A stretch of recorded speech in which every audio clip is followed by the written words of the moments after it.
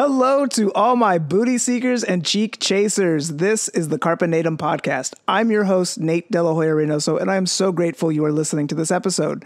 If you're new here, you should know that I believe that my purpose is to uplift, inspire, and educate others to communicate masterfully so that they can better understand themselves and the world around them. I've spent years in the personal development and transformational technology space, and I want to share with you the wisdom that was passed down to me from giants in the industry.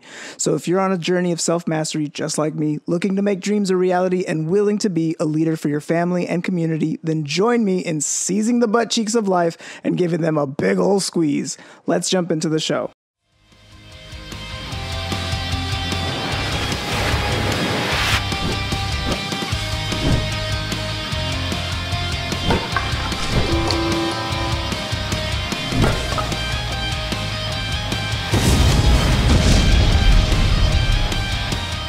Welcome back, everyone, to another episode of the Carpe Natem Podcast. I am so excited for my guest today because this man really is the living proof that if you put your mind to something, you can really achieve it. If you think that your situations are hard or if your circumstances are very unique, you have no idea. This man has been through hell and back and has done nothing but succeed. He's one of my personal heroes. He's somebody who inspires me constantly because not only has he gone through life and come out with a smile, but anything that he puts his mind to, he really dominates and crushes. You meet Eugene Tomanpos. Welcome to the show. That was one hell of an introduction, Nate. Thank you. So far, I have a streak of impressing my guests with a hell of an introduction. So, Eugene, who was he talking about? Eugene, your background is just straight up entrepreneurial. I know that you've had some jobs in the past, but if I were to describe somebody who lives that title of entrepreneur, I would point to you. Can you tell the world and the audience right now a little bit about who you are, what you do right now at the moment?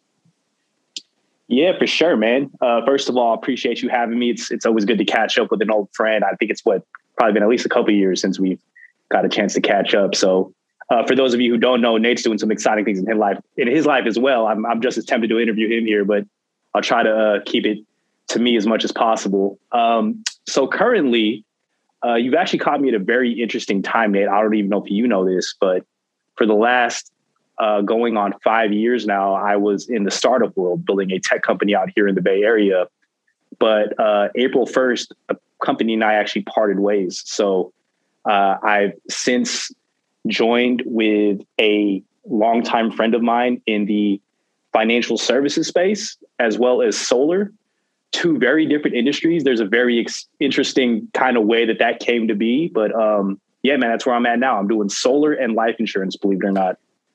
Interesting, man. Because before that, I know that when you were working in the tech space, I know you were working for a lot of people in the food industry and you were making connections and you were really building out this place because they were getting their machines and their equipments all over the Bay Area. And it looks like you actually were able to get them kind of all over California because you were just hustling, right? Yeah, man. We started the company, formerly Zyral, but now Revy, back in 2017. And we launched a self-service kiosk. So if you go to, say, food courts now or Taco Bell's, McDonald's, you see those machines that you can order from. That's what our company did. And yeah, we got a pretty good footprint in California. We also expanded to about, 7, 8 other states. And yeah, man, it was a fun ride, but, all good things come to an end. So shout out to my Revy family. I'll always consider them family, but yeah, we built it from nothing to $2 million a year in revenue. And now I'm on to my next journey. And that's amazing because that's an accomplishment that not too many people can say, especially because it's something along the lines of like 50 to 65% of all startups fail within the first 5 years. And to actually build it to get to like a point where you're making 2 million in revenue is astounding. You've always been in that entrepreneurial space, but what led you to do something like this? Because I know originally, I remember your first kind of like entrepreneurial thing was Legal Shield and you were just crushing it. You had a downline, you had multiple people in your group, you were going to the events. I think you even put me on. So when it comes to one of my proudest achievements, actually. So what led you to go down this path of like entrepreneurial behaviors? I love the way you put that, entrepreneurial behaviors, because one of the great ironies I think about myself, and maybe this is just like I don't know, just a self-perception thing, but I still don't really consider myself an entrepreneur, as weird as that sounds. Because when I think of an entrepreneur, I think of someone who has an original idea, like you with your podcast, right? You had an original idea and you put some capital behind it and you got some employees and you built an enterprise out of it. But I mean, when you really think about the way, at least my brand of business, I still haven't even really done that. I've always kind of piggyback off of someone else's great idea and just help make it better. So I think there's a lesson in that all in of itself that we can revisit. But to answer your question, just kind of the background, I guess growing up, I was kind of introduced to ideas that were molding me for entrepreneurship or business, whether I even realize it or not. And, you know, in retrospect, I could probably trace this to like my parents and their upbringing. You know, I'm the son of, my mom is an immigrant from the Philippines. My dad wasn't an immigrant, but he was a son of an immigrant. And so when you're an immigrant, you kind of just have to figure shit out on your own. Am I allowed to cuss on this podcast? I mean, it's Nate's podcast. Absolutely. Cool. So you just got to kind of figure shit out on your own because you're taught at a young age and nothing's handed to you. My mom, like I actually visited where she came from in the Philippines. Bro, she grew up in like literally a fucking hut. Like we were at this little plot of land somewhere in the jungle. And she points to like this hole in the ground and says, that was my bathroom. She points to this little well and says, that was our kitchen. And my mom went from that to not just making it to America, but doing well for herself, becoming, you know, the owner of multiple properties, starting her own tax business. She was a software engineer at Visa for about a decade of her life, you know, raised me and my brother and did that very well. And, you know, that's one side of things. And on the other side, my dad, same work ethic, coming from the son of immigrants, nothing was handed to him. So I was taught at a very young age, you have to be independent. And I think you need that mindset when you're going into business, because once you go into business, bro, there's no guarantees. Like at a job, you know, you're getting a paycheck every 2 weeks. In business, that's not the case. Like you kill what you eat, right? Or you eat what you kill. So there was that. Beyond being taught this sense of independence, I also had just big aspirations from a young age. I think it was because my parents did a great job of trying to instill that like mentality in me of we're not going to spoil you. Like we figure this shit out. You got to figure this shit out too. So I remember as a young kid, especially being a Filipino, man, like all the other kids had like the cool Jordans and had like the cool like lunch boxes. I didn't have any of that shit, bro. I had like Payless shoes that would get holes in them. And then when I'd say to my mom, hey, my shoes have holes in them, she would like try to glue the shit back together. Or the clothes I wear were like literally third generation hand-me-downs. You know, it's bad when you got some clothes and you send them over to the Philippines and then they send the shit back to you. Like, and now I'm wearing clothes that I gave up and now they're back to me. I remember this one situation. Bro. I was in like after school care and my mom walks by the lost and found and sees like this pair of sweatpants. And she's like, oh, that looks like it might fit you. Those sweatpants became my sweatpants for like the next 2 years. So I never had shit. It was a point I'm trying to make. It's not that my parents didn't have shit. It's just that they made me feel like I didn't have shit because they taught me I had to work for it. There were no handouts. And so I would be there, but then I'd watch like the MTV Cribs and I would see how people would be driving the nice cars and having the nice houses. And I'm like, man, I want that. I used to stare at the East Bay catalog. Not sure if you know what that is, but you know, all like the cool clothes. I would virtually shop in my mind. Like, I'm going to buy that. I'm going to buy that. I'm going to buy that. I didn't have any money, but from a young age, bro, I was just hungry. So those are just kind of like a couple things that contributed to me. Like when I became of age and was like, yo, I can get that for myself. Let's get it. It's pretty amazing because what I've noticed in parents is that they try to give the kid everything that they didn't have. And then by doing so, they almost spoil the child. And there's a chapter in Not Think and Grow Rich, but same author, Outwitting the Devil, where he states that money that is given without the necessary tools to know how to earn it. So basically inheritance, companies that are given over by parents to their sons, those people who just gain large sums of money without the knowledge to hold or increase their capacity to hold the money, they end up imploding on themselves. That's why NFL players go to the NFL, retire, and in 5 years they're broke. Lottery winners, they increase their expenses. They end up being back at their old apartment, selling their luxury home in like 5 years. It's because the capacity to grow and to hold that money was never obtained. It was just the money without the work ethic. And exactly. that's pretty crazy that your mom, like, it reminds me of scarcity mentality. And my grandmother had that. My grandfather had that. They were both immigrants who came here and hustled hard, but they were also coming from places where they were dirt poor. And right. And they gave my parents everything that they could. But you best bet by the time my dad was old enough to work, even before he should have been legally allowed to, he had a paper route. He was doing hours. He was putting that time in. For sure, man. And to be fair, like, I wasn't one of, because you hear those stories. When I was a kid, I had a paper route. When I was a kid, I sold candy. I went door to door shoveling. So I never did any of that shit, bro. I played video games because up until I was 22 years old, I didn't realize there was a different way called entrepreneurship or business to make money. I thought you went to school, got good grades, got a job. And what happens with our immigrant parents or grandparents who came before us, I think they saw that it was a struggle to make it that way, the independent way. So in their minds, they think, okay, well, my kid, I don't want them to have to go through what I went through. And so going to college and getting a degree and getting a good job is an easier way for them to accomplish the same result. So that's what gets pushed onto us. But right around the time that you and I were coming up, the whole college value proposition kind of started to lose value, in my opinion, to where now it's arguably, not a good strategy for anybody, kind of depending on what you want to do. So I wasn't that kind of person who, I'll let you get to that point, but just real quick, I wasn't that kind of person who was hustling at a young age. I didn't discover that till later on. So let that be hope for anybody who's like, well, I never had that entrepreneur DNA. No. If you got big goals and you're willing to get a little bit of creative, like, business is a great route for you, whether or not you even realized it.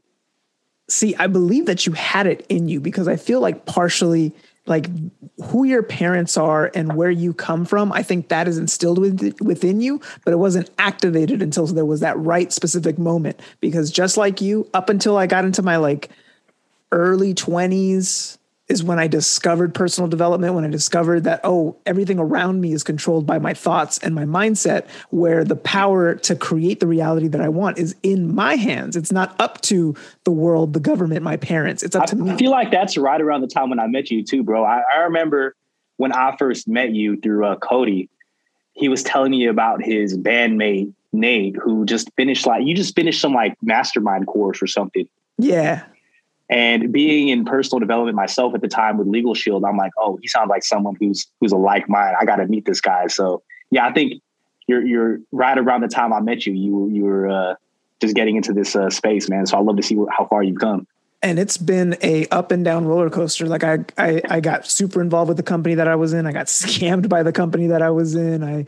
There was so many things that kept, but like at the end of the day, the amount of growth that I was given or the amount of growth that I earned from going to these things outweigh anything that I've ever lost. And everything that I've lost, I've made it back threefold, fourfold. Like it's never that, but so I had to learn that power to do that is within my hands. What was it that at 21, 22, that shifted your idea that you're like, I'm going to now hustle. I'm going to now put the power back in my hand. I'm going to go start hustling in a way where I can take control of my life instead of going that traditional path. Because I have family that still to this day, regardless of all the success that I've had, that all the things that I've done, they're still saying like, you should go back, do some classes, and I'm like, for what? I have more time that I could spend on the things that I'm passionate about and even try to figure out how to monetize that. So what for you opened your eyes to that whole world? I'm going to answer that, bro. But first, completely unrelated. The fact that you only do audio with a face that pretty is a crime to the world. All right. So with that out the way, I actually got a glimpse of what ended up being my path when I was 18. When I was 18 years old, my mom, whose business acumen I did respect because, like I said, she had accomplished some pretty cool stuff. She hits me up one day and she's like, hey, I need you to be home this Saturday at 10 a.m. And I said, okay, why? Because mind you, Nate, I'm 18 at the time, right? So asking me for my weekend time, that's prime time, bro. Exactly. I'm like, what do you need me to be home for? She's like, I just need you to be home. I can't tell you. I'm like, nah, that's not going to fly with me. Why do I got to be home? So we went back and forth for probably 5-10 minutes on the phone. And finally, she's like, look, there's going to be a guy here who's going to teach you how to make money. I'm like, oh, that sounds kind of interesting. Doing what? She's like, I'm not going to tell you. You just need to be here. Now, if anyone's been in network marketing listening to this, you already know what she was doing. She was inviting me to a home meeting, right? And she was following the rules. You're not supposed to say a whole lot. You're just supposed to kind of just pique the curiosity, get someone to listen in. And so I'm like, whatever, don't know what this is, but you seem pretty adamant. Sure. So that Saturday, 10 a.m., this 20-something-year-old, probably 23 at the time, pulls up in some, I don't even know what the car was, bro, but it looked like a spaceship. And I'm like, who is this guy that just pulled up in a 6-figure car, right? And he gives me my introduction to network marketing. To this day, I'm not sure exactly what the hell he said. All I knew was this guy drives this sick-ass car like the ones I used to see on MTV Cribs, and he wants to teach me how to do this. I'm going to be rich in like a month. And, spoiler alert, I didn't get rich in a month, but for the first time, Nate, I did learn about personal development, network marketing. I learned that there was a different way. Okay. So pocket that for a second. After failing in that venture, 4 years later, I'm 22 years old. I'm in my third year of community college. I had been switching my major every semester because I had no idea what the hell I wanted to do. I was just told you go to college after high school. And I kind of just followed the path because, hey, if you survey 90% of the kids in college, they'll probably give you a similar story. Well, this is where we're supposed to go, right? At that time, I was also working a couple part-time jobs. And at one of the jobs, my buddy, Sam Suiyasu, who I'll never forget him, I'm thankful for him every day. He approaches me and says, hey, man, what are you doing this Saturday? I need you to be here, blah, blah, blah. And I'm like, wait a minute. This sounds like that thing my mom told me about when I was 18. Sam, I know what this is. I appreciate the invitation, bro, but that path isn't really for me. I tried it. And he was cool about it. He was like, all right, man, well, I think you're missing out, but whatever. But see, here's the thing, guys, when you always got to play the long game, no matter what you're doing, right? If you're doing something just for a quick buck, you're probably not doing it for the right reason. And Sam was playing the long game with me. He knew we worked together. He knew he didn't have to get me to say yes day one because I was going to see this motherfucker 4 days a week anyway. So every time we worked together, he would slowly just drip on me. Bro, you sure you don't want to check this out, man? I just made some more money. This just happened. That just happened. And you know what it finally was, Nate? I finally realized, and he kind of called me out on it, that the reason I didn't want to take a look at what he had to offer was because I was afraid. I'm like, yo, that sounds good, but success is for people like you, not me. For whatever reason, the way the universe lined up, they made it so that success can happen for other people, but it's not for me. It was a severe lack of internal belief. And to this day, when I think about that period of my life, bro, I low key get emotional because I'm like, man, I can't believe I was ever so limiting in my own belief system for myself. The way I am now, I am coaching people through their own limiting beliefs. And I was there myself. And finally, one day, Sam just kind of called me out of my bullshit. He was like, bro, you have big goals. You love helping people. If anyone's meant to be successful in this planet, it is someone like you. What the fuck are you so afraid of? And I'm like, damn, okay. And it's true, man. The limiting belief will be your biggest poison. It's the biggest rock that keeps you down. And the craziest part is that no one told us to pick up this rock. We voluntarily put it on our back and then complain that nothing is going right, that our back hurts. 100%, bro. The biggest enemy we got is in the mirror, right? But that could also be your biggest ally once you give yourself permission to succeed. And sometimes you have to borrow someone else's belief in you until yours kicks in. And that's what I did with Sam. I'm like, look, man, you obviously think I can do good at this. I don't have much of a plan going on here because I'm 22. I'm working some dead end jobs. Community college is not looking like it's, I didn't have a roadmap. I was lost. And also that month he had made $10,000, which kind of piqued my curiosity because I'm like, wait a minute, you made $10,000 in the last 30 days? Nate, this is the same guy who got kicked out of our middle school and high school. I'm like, bro, if you can do this, all right, let me at least see what this is about. So to make a long story short, I went out to a meeting, met actually the speaker at that time, Billy Anderson, still one of my closest friends to this day. We still work on many business projects together to this day. My mind was blown and I gave myself permission to go on this journey. I rose the ranks and eventually became one of the youngest top guys in the company at the age of 25. I think I was the youngest executive director in California, at least. I don't know about the whole company, but I started breaking some records there. And yeah, bro, that kind of just became the pivotal point in my journey. And from there, I built a network, got a little bit of success under my belt. So other opportunities started presenting themselves to me because I gave myself permission to take that first step. So if you're listening to this, the biggest thing I can tell you is it's scariest in the beginning, but just give yourself permission to jump off that cliff and grow your wings, because as humans, we are uniquely wired to survive. And if you can get creative enough to figure out how to pay that next bill, which we always do, or how to make sure we keep that roof over our head, or make sure that our car doesn't get repossessed, that same creative skill of figuring out how to survive can also be used to figure out how to thrive. You just got to shoot higher on Maslow's hierarchy of needs. Because if all you're ever thinking about is survival, that's all you're ever going to do is survive. But the moment you put yourself in an environment where you can think about, okay, now that I'm at survival, what's beyond that? How do I service? How do I become self-fulfilled? Life just takes on a whole new meaning, man. So yeah, it was 22 when all that happened.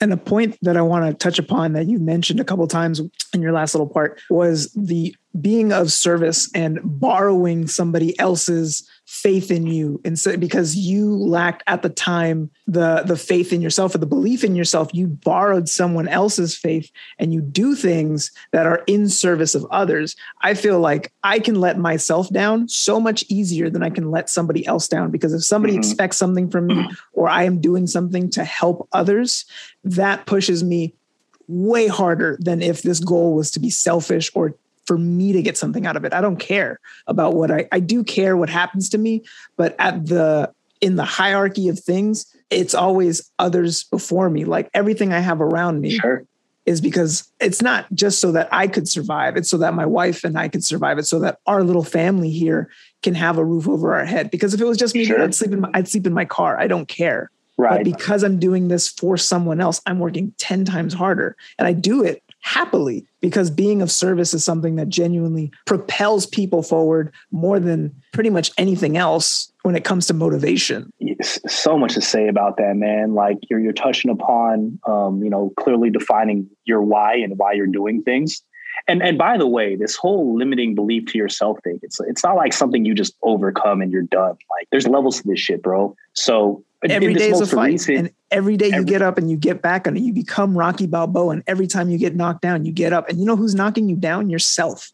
You could get internet hate. You could get people to comment and talk shit all day, but the person that's going to keep you in bed is you. So upon waking up, if your first thought is like, damn it, I have to do this all over again, change that to like, damn it, I get to do this all over again. Fuck yeah, let's go. And being in tune with the direction you're going is everything, bro. Like you said it perfectly.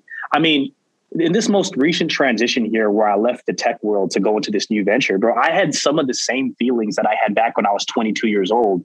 And my friend was asking me to step into a new journey.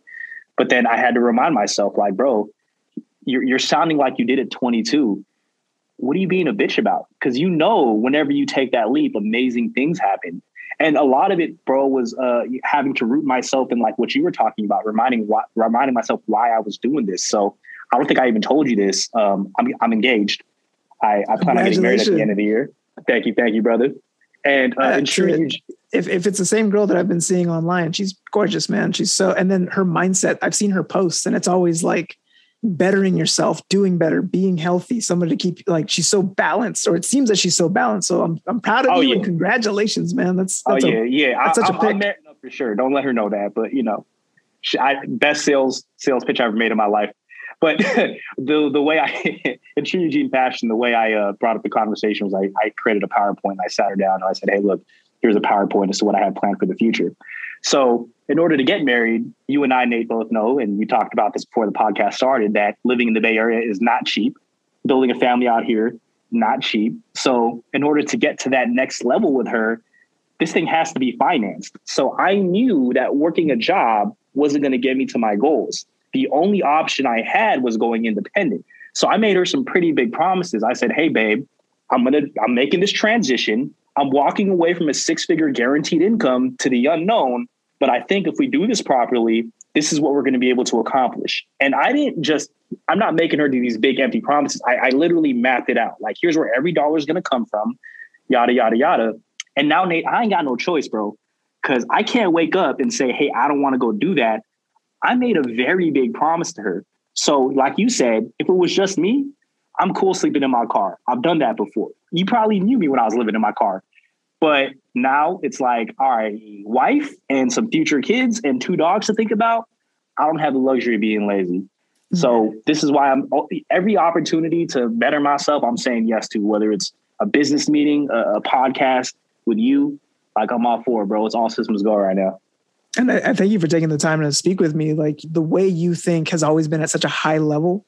And I've never met you on a bad day. And I'm pretty sure that you've had bad days when we've talked. And I've never had a conversation where you've complained, where you've been upset, where you always come with such like positive, radiant energy. You're ready to go at any game, at any moment. And I feel like that's some like high level athlete stuff. I know that you're a big fan of hip hop. I know you're a big fan of basketball. And I know you got some skills on the court, but the same tenacity that an NBA all-star would bring to the court is the same one you bring into business. How does one hone that ability? How does one sharpen that sword? And likewise to you, brother. I appreciate those kind words. That's a good question, man. I again, it just kind of boils back down to when you know why you're doing what you're doing, it makes it a lot easier to do. And also, if you can just find joy in what you're doing, I think back to the example my parents gave me. Once you take a bigger perspective of the world, you realize that like you're blessed to be able to do a lot of the things you do. There's still 25 million people in the world without access to clean water. We're not dying of some mysterious illnesses. We don't have to wake up eating out of trash cans. Like, we're blessed. If you're in America right now and you have air in your lungs, like you're in a pretty good situation compared to, just think throughout the history of time, just the rest of the world. But I mean, we are like, bro, if you we're look living back in the greatest time to be alive ever. Like what was I watching on YouTube? And they were talking about how like they found some ancient ruins in I don't know, some like Aztec ruins or some shit. And the people back then would just routinely like cut each other's hearts out and eat them. And there were just tons of these burial sites with just skulls laying all over the place. Like, bro, we don't live in a time where people are trying to cut our hearts out and eat it. Like, it's not that bad. And you don't even have to go that far back. If you go back less than 200 years, where I'm living right now in Texas, Comanches were scalping people and vice versa. Like, it's been hard. Like, we right now have it so good that we're able to complain about things that are irrelevant. And this is an experience that I had when I was a really young kid. When I was like 16, I went to go visit El Salvador and I saw how poor people lived. I saw how people in the jungle live. And I'm pretty sure that was similar to where you came from, where these people were washing their clothes on a rock with a rock of soap. And, the water that they got was from a well or from a reservoir. If the power went out, that power wasn't coming back for days. And when you get back from that experience, it's hard to complain about not having the latest iPhone or, anything. Bobby doesn't like me kind of bullshit. It's all perspective.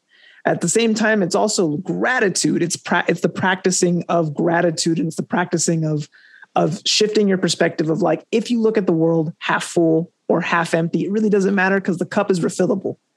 Exactly, bro. And like, we all have our issues. We all have our problems. Like I have little minor annoyances, but again, in the grand scheme of things, like there's some 10-year-old today who probably just found out they have 3 months to live because of cancer. Like, bro, it is not that bad. You know what I mean?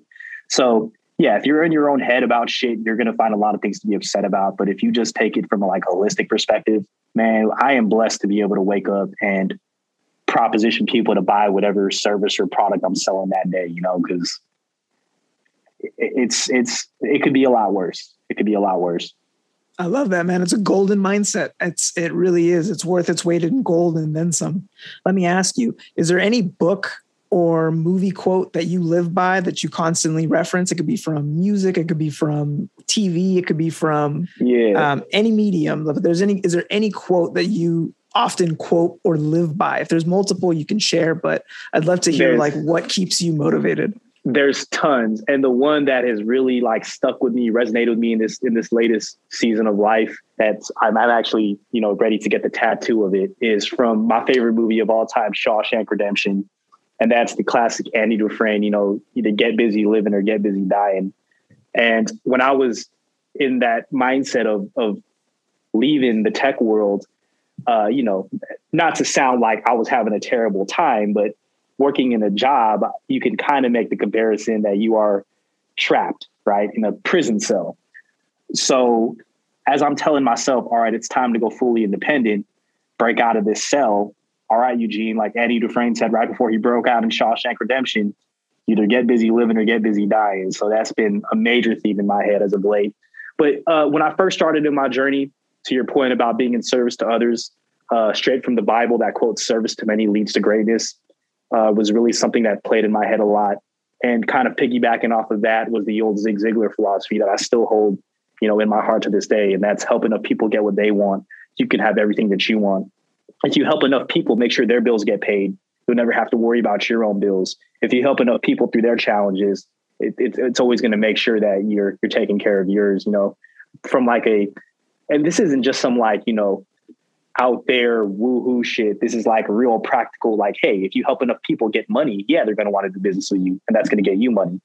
But also on a more spiritual side, the world is an echo. So whatever you put out comes back tenfold, whether that's good or bad. You're constantly sowing seeds. So just make sure the seeds you're sowing are valuable seeds, man, and watch what happens. And at the end of the day, people can sense your intentions. If you're coming at them from a place of love, they'll feel that compared to somebody coming in just to get the dime. For sure. Get that commission breath when you do that. People don't like commission breath. I love commission, man. It's definitely cool. But at the same time, you have to check yourself, and you also have to have a better understanding of what exactly are you doing and why are you doing it? You go back to your why a lot. For somebody who hasn't really figured out what their why is and is having trouble with it, do you have any advice on how to really get clear focus on why someone's even doing what they're doing? Because this is something I've struggled with. That's always the hardest part, man, is just getting started. I think what happens, and this is kind of what trips up a lot of high school kids, right? Or college kids, is they're asked to go pick a major. They don't know what the fuck they want to do. My biggest advice to anybody who hasn't got it all figured out yet is just start doing something, literally anything. Your job when you're getting started is to not even really optimize for results. It's just to collect data. So if you're stuck, go get a job. Just get a job. If you already have a job, go get a different job. Just constantly reinvent yourself, do different things. And what ends up happening is as you collect these data points, you'll start gravitating towards the things you're meant or called to do, right? Like Nate, you didn't just wake up one day and say, hey, well, maybe you did because you take action like that. But I'm sure the podcast was a result of you kind of just being out in the world. You were in one career. I remember when I met you, I think you were in banking. You also have, you're the lead singer of heavy metal bands under your belts. You've gone to these mastermind events. You've hung out with some high level people across different worlds. And all of that has kind of just started pushing you into a direction where now you ended up at TikTok. You don't, in order to, as simple as it sounds, in order to travel a journey, you have to walk. You're not going to travel a journey by not moving. So just and you have to figure out what exactly that you like. You have to not only take into consideration what you're good at, but what really wakes you up in the morning. Because you might not know, for me, I'm a training specialist, but I've always been a speaker. I've always been somebody that's able to get in front of the crowd. I thought my route to be on a stage was music. So I did whatever I could. I wasn't good at singing. What am I good at? Screaming. That's something that's not, very common. Let's see how far I can take this. But I still always wanted to be on a stage, and I tried to figure it out. And somebody said, be a teacher. And I'm like, teachers don't really get paid that well. I don't want to do 5-6 more years of schooling.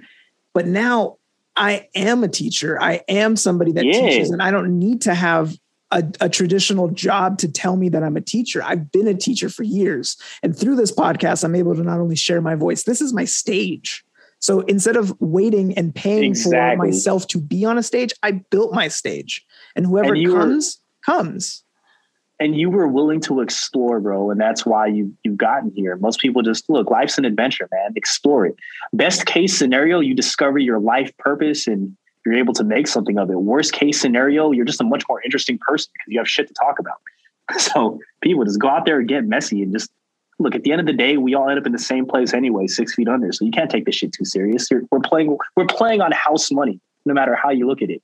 And in the grand scheme of things, we are all just little grains of sand, in the history books of time. Who honestly gives a shit? We're all going to die at some point. Just go out there and fuck up. Who cares? You got to give as much energy as you can into yourself as you do and put into other things. You have to make sure that you're growing and you're not just like, yes, you need to change up and try all these things, but you need to do it with an intention as well as a way of tracking and seeing exactly where you're going. If it's in the right direction, you have to take like a self inventory to know what you're good at and what plan, do review, plan, do review, plan, do review. And that cycle never ends. You always, you go out there with a thesis, you're looking to prove, you get to action on it. Something inevitably fucks up. Like Mike Tyson says, everyone has a plan and they get punched in the face, and you get punched in the face and you got to reevaluate, and just like what you said. But that cycle never ends. And if you do it long enough consistently, you're going to end up okay. But the challenges come if you never plan, and then you never do, and then you never review. You just sit there and wonder why life sucks. Well, it's because you're sitting there. Get your ass up. For those people who are listening, who are afraid of failing, do you have any stories that you can share where you turn an L into a lesson? Man, first of all, I mostly take L's. Okay. I know in the world we live in, you only catch the highlights on social media, but I remember I was talking to a venture capitalist, a very successful one, you know, the people who invest the big money in tech companies. And he said, bro, like, we are wrong on our bets, on our investments, 9 out of 10 times. Like, our investments don't pan out. But that one time that it does pan out, it more than makes up for all the losses. Jim Rohn used to talk about baseball players, bro. Baseball players. They're out 7 out of 10 times. They only get a hit 3 out of 10 times. If you're batting 300 in baseball, you're doing very well. So if you're hyper focused on the L, yeah, you're gonna stress yourself out. But if you take the bigger picture, guy, I feel like it's been a common theme in this conversation. The bigger picture is you only get to the wins via the losses, man. And yeah, it sucks going through the L's, but when you hit that W, it makes up for it. I'll give you a perfect example of this. One of my businesses, as I mentioned, is in solar, right? And I have a young homie on my team who knocks on doors. And I said, look, man, the average commission on a solar deal is $7,000 to $10,000. Okay. So let's say you're knocking on doors. Let's say it takes you 100 doors to get a deal. That means, bro, if you take an average of $5,000 of commission and you stretch that out over 100 doors, that means every door you knock on, whether you get a yes or a no, is worth $50 to you. Because at the end of that 100 doors, you're going to have made $5,000. If I told you every door is worth $50, how many doors are you going to knock on? He was like, I wouldn't stop knocking. I'm like, exactly. Get your ass out there. So that's how you overcome failures. You realize, bro, it's part of the game. And if you're not going to fail, if you're afraid to fail, totally fine. But just know you're also never going to win if you never fail. The best baseball players strike out. You know, Steph Curry misses shots. Like, I'm afraid of failure. Like, congratulations, you're fucking human. Get to work. Yeah, I'm pretty sure Steph Curry has thrown the ball more times than anyone else. And I'm sure his track record, I mean, he's only where he's at because he's missed thousands, if not millions of times. Jordan has missed tons of game winners, man. Yeah, so it's part of the game. Like, it happens. We all take L's. But you just keep it moving. And there's no simple answer to that, because losing sucks no matter how many times you've lost. But at the end of the day, man, you just keep it moving and realize, look, yeah, that's a little L, but it could be a lot worse. You know, I could not be here right now or some other shit. Right. You could, you know, what's being rejected by somebody on their doorstep when it compared to like losing somebody that you love and never being able to talk to them. Because I would much rather get hit in the balls every day of my life than to lose the persons and the people in my life that I love the most. It's, again, it goes back to perspective. If I gotta get hit in the balls a few times to be able to provide a dream lifestyle for my family, then you know what? Good thing I got steel balls, and Nate does too. Right? Steel 100%. Balls, Nate. 100%. Man, you had some great questions, by the way, man. Thank you. I really appreciate the feedback. Let's see. If you were to give a book recommendation for anybody who's kind of in the game, what book would that be? In the game of life?